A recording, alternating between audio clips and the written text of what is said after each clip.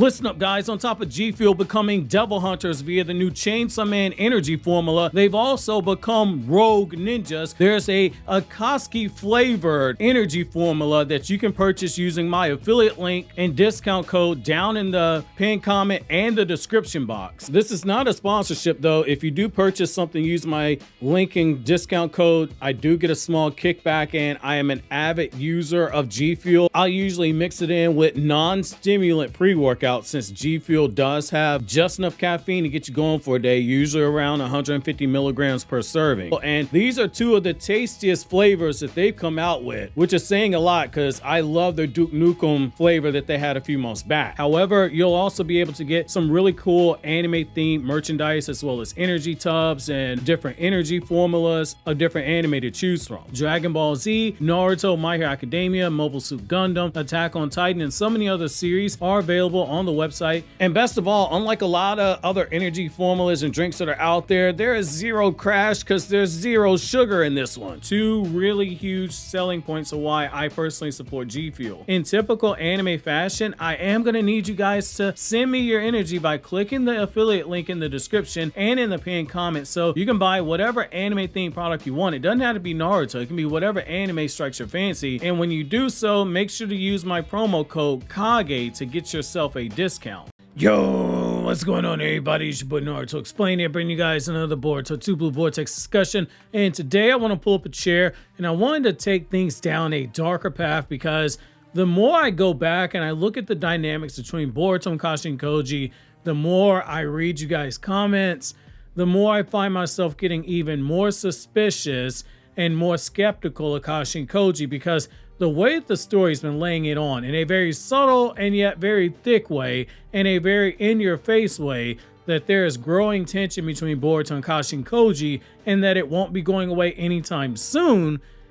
And there was a moment that in chapter 13 stands out even more, now that chapter 19 has hammered home how Kashin Koji, in his mind, nobody is expendable in his plan to bring down Jiraiya except for Boruto. Join me in today's newest Naruto Explained video, where we take a look at why Kawaki might be the wild card in all of this, and in particular Boruto's relationship with Kawaki, which may force Kashin Koji to take measures he might not necessarily have wanted to when dealing with Boruto in this quest to defeat Jiraiya, and how this relationship with Kawaki is really a weighted ball and chain in Boruto's quest to bring down Jiraiya and reunite the Uzumaki family. So here's the thing.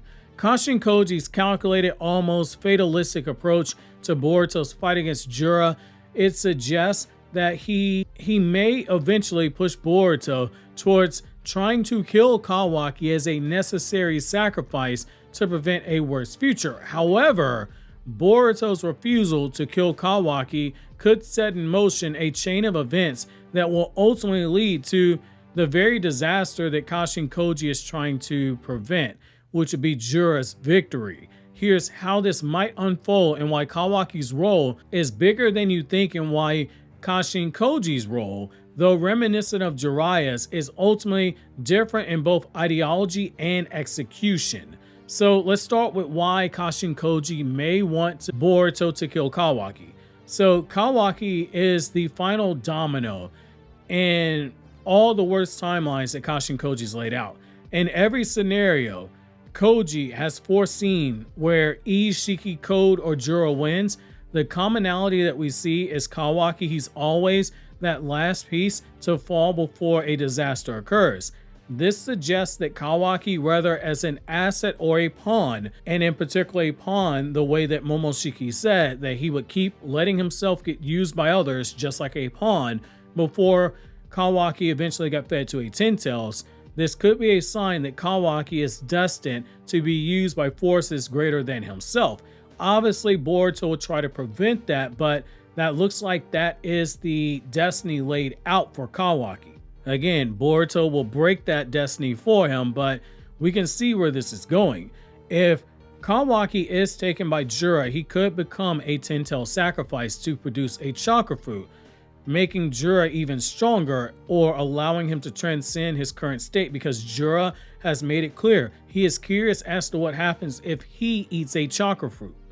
There is a zinger coming somewhere when it comes to Jura. Kashin Koji has likely seen that. From Kashin Koji's perspective, eliminating Kawaki before Jura can claim him is a necessary evil, even if Boruto must dirty his hands. You also have to look at the other perspective here. So Kawaki's potential betrayal due to Ishiki's power is another thing you have to look at. Boruto was shown encouraging Kawaki to remove his limiters to regain Ishiki's full attack power, but this could backfire drastically. Kawaki's already stated his goal is to kill Boruto, and if he truly becomes an even stronger version of Ishiki in power, he may surpass Boruto entirely.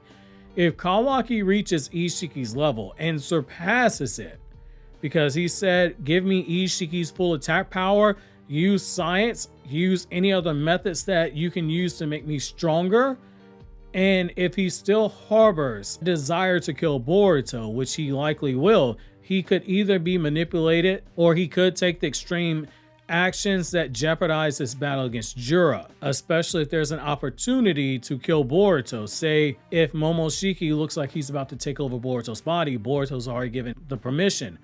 Kashin Koji, being pragmatic, might view this as another reason to preemptively eliminate Kawaki before he becomes uncontrollable, because he said Boruto's the one piece they cannot allow to fall, and Boruto's already given Kawaki the permission to kill him if Momoshiki tries to take over. Koji's not going to allow this to happen. Then when you look at Kashin Koji, he has a chessboard or a shogi type of philosophy, and there's a cost when it comes to protecting Kawaki. Kashin Koji has already stressed to Boruto that the only irreplaceable piece in this battle is Boruto himself. Everyone else, including his friends, including Kawaki, they are expendable.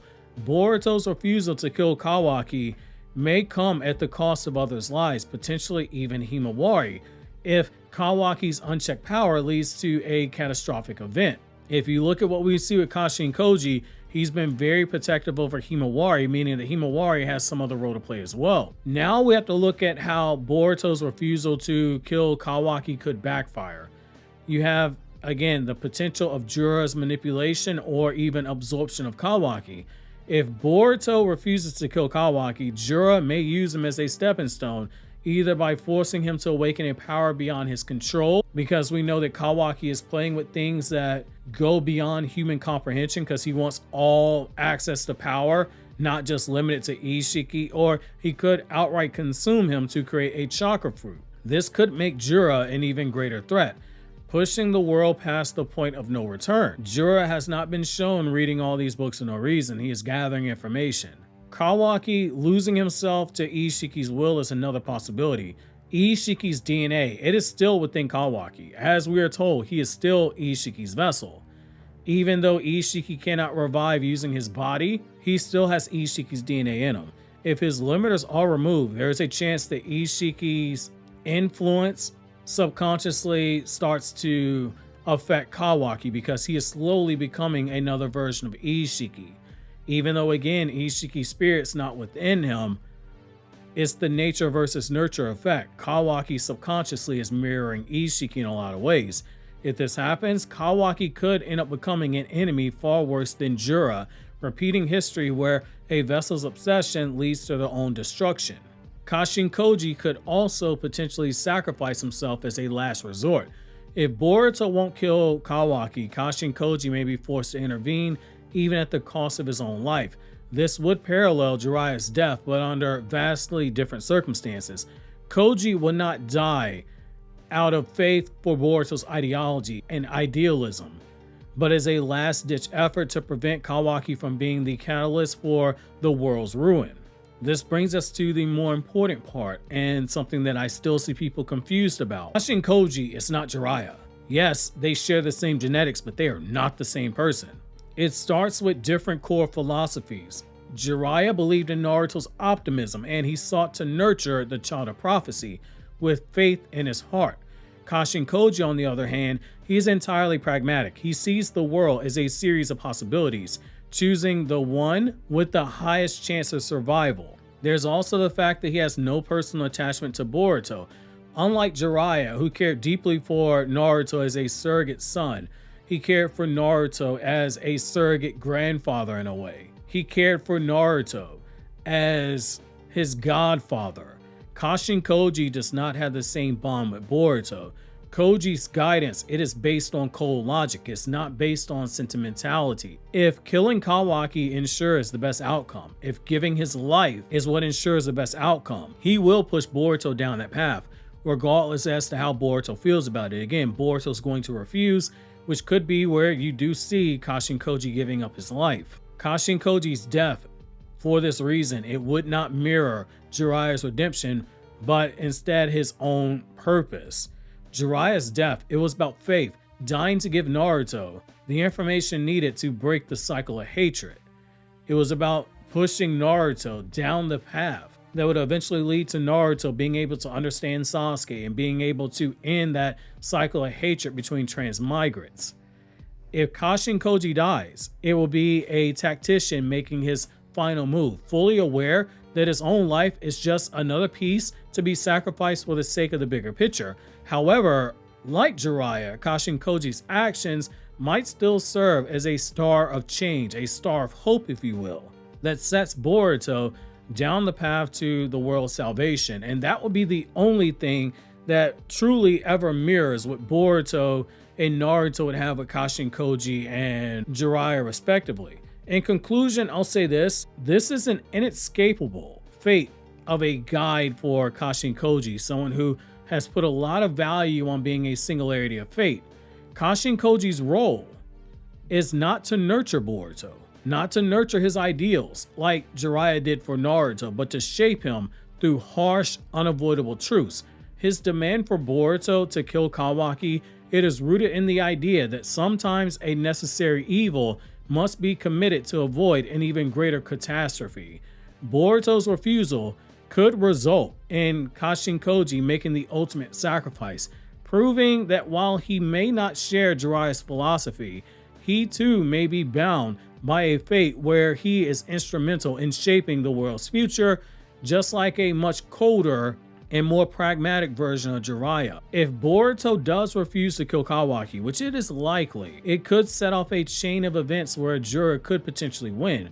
Kawaki becomes a pawn for greater forces, and Kashin Koji would be forced to give his life in order to alter fate, to change what he sees with that 10 Directions power. This will likely serve as one of the most painful crossroads in Boruto's journey, choosing between his ideals and the harsh reality of what must be done. And I'll say this in finality for the video itself. This is important for Boruto to learn as a lesson, because Boruto does want to become the Shadow Hokage. He wants to inherit Sasuke's Will of Fire. This is something that Boruto would need in order to be able to fully step into Sasuke's shoes. Boruto's done a very good job so far being a rogue ninja, protecting the village from the shadows, giving Konoha information that they need, doing things that Konoha can't be directly traced back to, supporting the Hokage in every way possible. He's done a lot. Sasuke will be proud of him. And yet at the same time, Boruto still has that naive innocence to him. Even though he is carrying a burden that people like Sarada and Sumire can see, there is still more to Boruto that still needs to grow if he's going to become the person that he ultimately desires to be. Obviously, if you enjoyed this video, consider subscribing and checking out more videos from Naruto Explained by clicking over here on the left, or check out this video from my Anime Explained channel where I talk about non-Naruto content in the form of video essays, lore videos, and etc. Or check out this video from my Everything One Piece Explained channel where I do the same thing but only for One Piece content, and there are no theories on that channel.